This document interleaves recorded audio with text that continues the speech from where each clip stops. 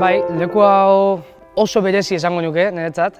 Oantxe sartu naiz, pista berri jakin, armaileta behiratuet eta goatzen saiatu naiz zertzen sensazio hori, eta bueno, oroitzapen hona askat hemen.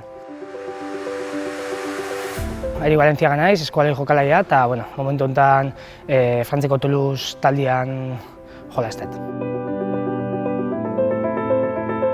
Bizitza guztian jolaz bezala hartuet, kirol hau ondo pasatzeko, lagunekin egoteko eta disfrutatzeko bezala, eta horrek lagundu dit, nik uste, heldu izan nahi zenean disfrutatzen jarraitzea.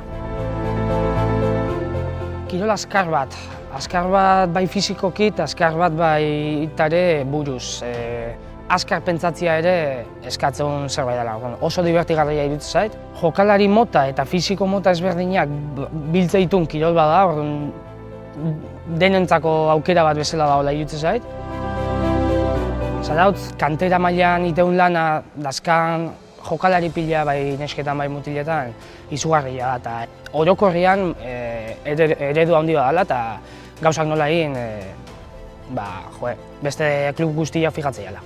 Inoiz ez dut jarri helburu bat niretzako, ezta? Hau lehen esan daten bezala pixkanaka etorri zaiten zerbait da, orduan egunerokotasunean pentsatetena pixkanaka etorrikoa da beste zerbait.